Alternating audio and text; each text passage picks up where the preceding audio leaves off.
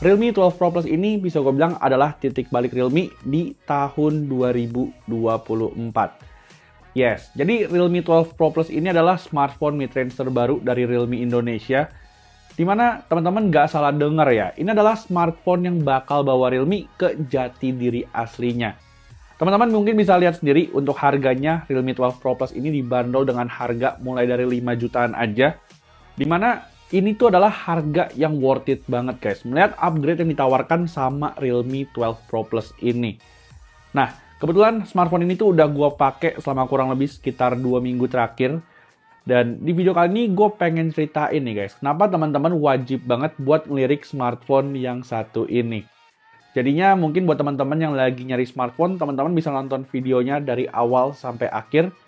Dan tanpa lama-lama, ini adalah Realme 12 Pro Plus, dan langsung aja check this out.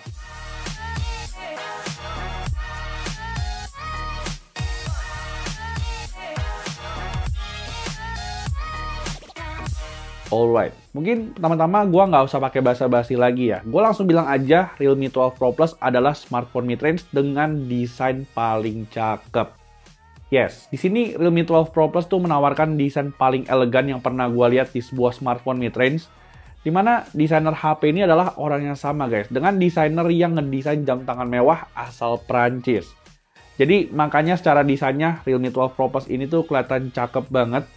Dan jujur, gue suka banget sama taste dari desainernya ya guys. Mereka tuh kombinasiin warna biru sama gold yang bikin HP ini jadi kelihatan elegan banget.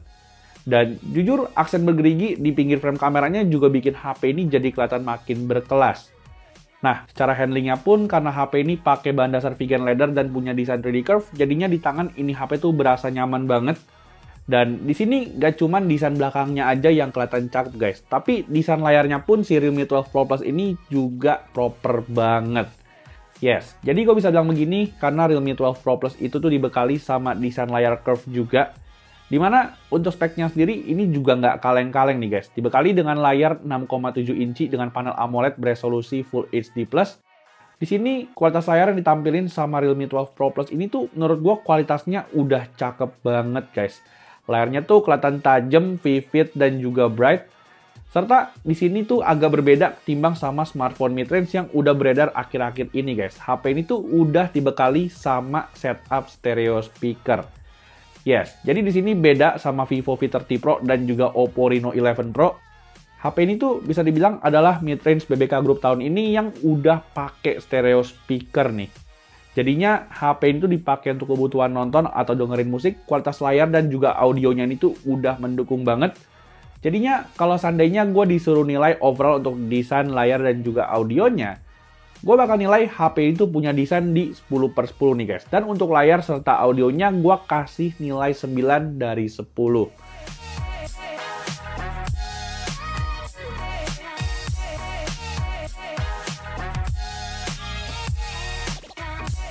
Nah, terus lanjut ke sektor berikutnya yaitu ngebahas soal performa dan juga overall experience dari Realme 12 Pro Plus ini.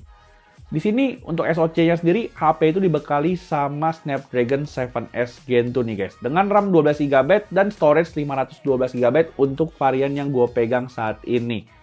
Kalau teman-teman di sini ngerasa storage 512GB itu kegedean, ada juga storage 256GB untuk Realme 12 Pro Plus ini. Dan kalau untuk softwarenya sendiri, di sini Realme 12 Pro Plus tuh udah dibekali sama Realme UI 5.0 guys. Dan udah dibekali juga sama Android 14. Jujur, dengan kombinasi spek kayak gini, menurut gua untuk dipakai ngapain aja udah aman banget. Dimana dari segi experience-nya tuh Realme UI 5.0 ini nggak beda jauh ya guys. Sama ColorOS yang udah gua cobain di smartphone-nya Oppo. Terus buat teman-teman yang pakai HP ini untuk kebutuhan multitasking, chatting, ataupun sosmedan, teman-teman juga nggak perlu khawatir karena HP ini tuh punya performa yang lancar banget.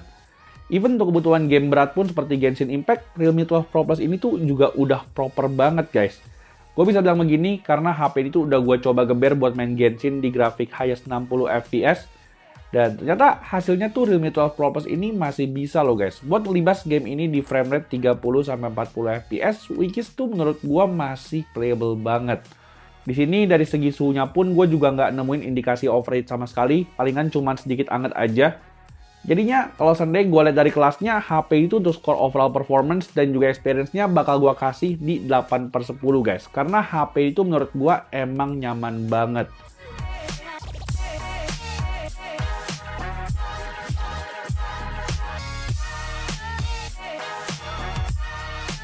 Lalu lanjut sektor berikutnya yaitu ngebahas soal daya tahan baterai dan juga kemampuan charging dari Realme 12 Pro Plus. HP ini tuh untuk baterainya sendiri dibekali sama baterai 5000 mAh ya guys. Yang menurut gua ini awet banget untuk kebutuhan satu harian penuh. Yes, jadi Realme 12 Pro Plus ini tuh udah gua jadiin sebagai secondary driver gua dan HP ini tuh bahkan bisa sampai satu harian lebih untuk daya tahan baterainya. Dimana untuk SOT yang gue dapetin pun menurut gue juga memuaskan banget ya guys. Yaitu bisa mencapai di angka 7-8 jam.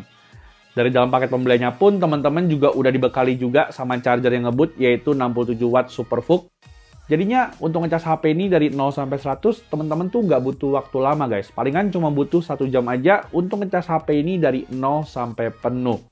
Intinya sih, gue puas banget sama sektor baterai dan juga charging dari si Realme 12 Pro Plus ini.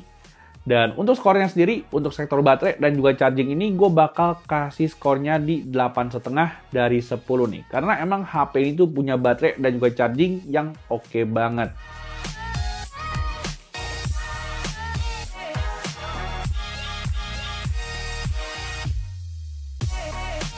Nah, terus lanjut ke sektor berikutnya yang merupakan andalan dari Realme 12 Pro Plus, yaitu adalah sektor kameranya. Di sini mungkin pertama-tama gue pengen kasih apresiasi dulu buat Realme nih guys, yang akhirnya ngebawa kamera periskop di smartphone mid-range mereka.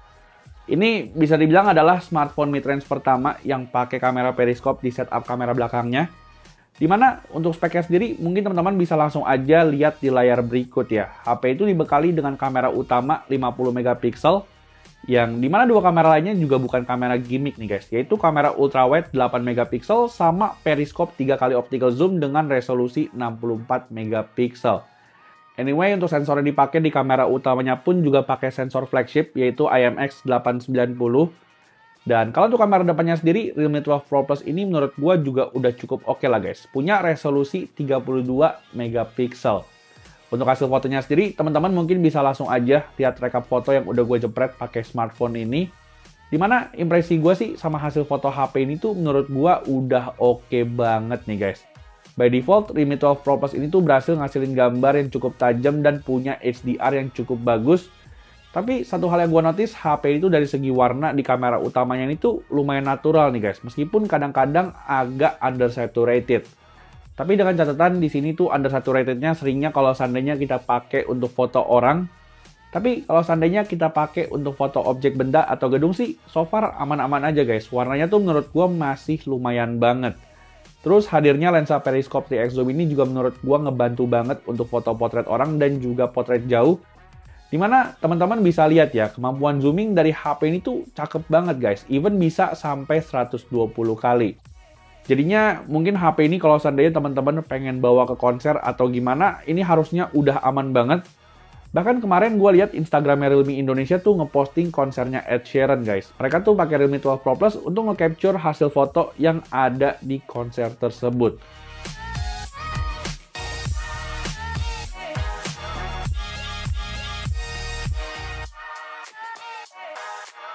Nah, terus untuk kamera depannya sendiri, gue juga nggak ada komplain sama sekali sama Realme 12 Pro Plus karena hasilnya menurut gue udah tajam dan punya warna yang cukup akurat.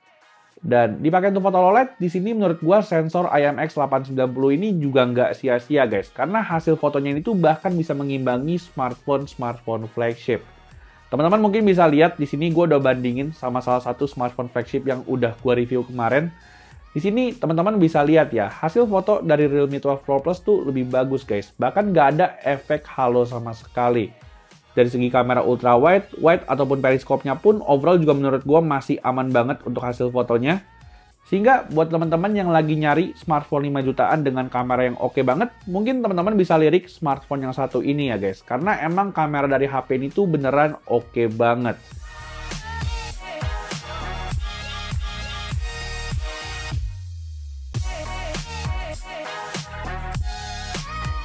Nah, cuman meskipun secara hasil foto Realme 12 Pro Plus udah oke banget, sayangnya untuk videonya Realme 12 Pro Plus itu tuh menurut gue masih kurang gitu cakep. Sayangnya untuk hasil perekamannya di sini kurang gitu stabil nih guys. Gue masih ngerasain banget jitter waktu rekam pakai smartphone ini. Dan untuk rekaman kamera depannya pun Realme 12 Pro Plus ini cuma bisa nge-record sampai 1080p 30 fps guys. Jadinya overall untuk skor kameranya mungkin gue bakal pisahin antara sektor foto dan juga video. Dimana untuk hasil fotonya mungkin gue bakal kasih skornya di 8,5/10, sedangkan videonya tuh di 6/10.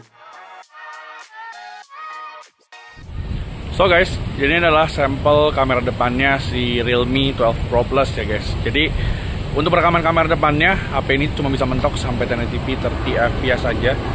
Dan menurut teman-teman gimana nih overall untuk hasil videonya, stabilisasinya, dan juga untuk recording audionya? Teman-teman mungkin bisa nilai sendiri ya, kira-kira gimana overall untuk hasilnya. Thank you.